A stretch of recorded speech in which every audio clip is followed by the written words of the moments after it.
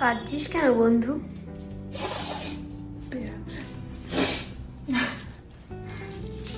কি রান্না করছিস?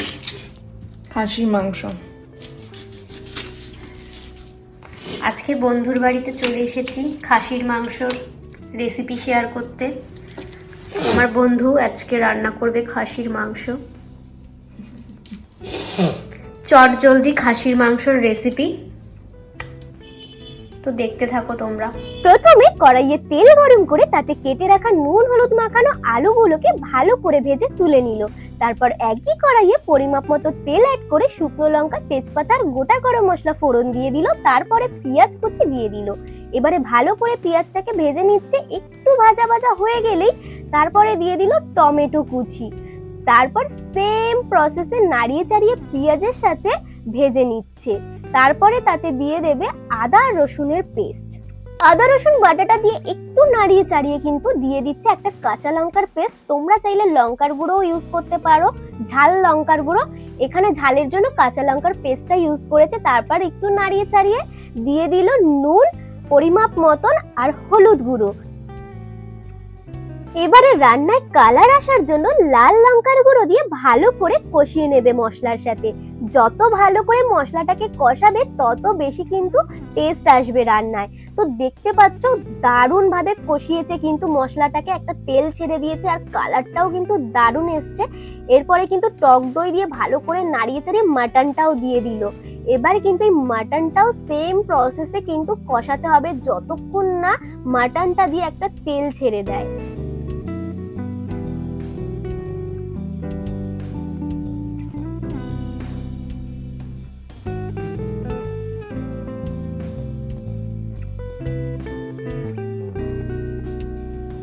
তো দেখতেই পাচ্ছ মাটনটা কষে কিন্তু মাটনটা দিয়ে বেশ সুন্দর একটা তেল ছেড়ে দিয়েছে।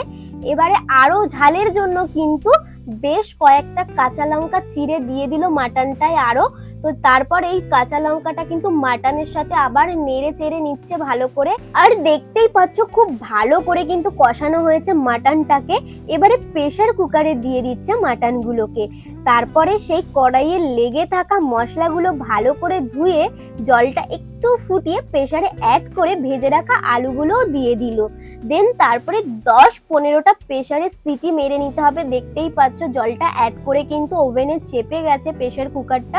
এবারে 10 থেকে 15টা সিটি কিন্তু মেরে নিতে হবে।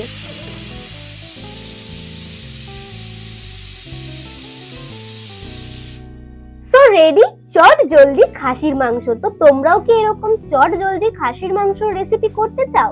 তাহলে কিন্তু এই রেসিপিটা সবাইকে শেয়ার করে দাও বন্ধুদের মধ্যে। তো চলো গরম গরম ভাতের সাথে নিয়ে বসে পড়েছি এক বাটি খাসির মাংস। তো চলো খেয়ে দেখা যাক কেমন। দেখতেই পাচ্ছ মাটনটা কতটা সফট হয়েছে, তাহলে বুঝতেই পারছো খেতে কেমন হবে। আর আলু তো পুরো মোমের মতন গলে গেছে, দেখতেই পাচ্ছ।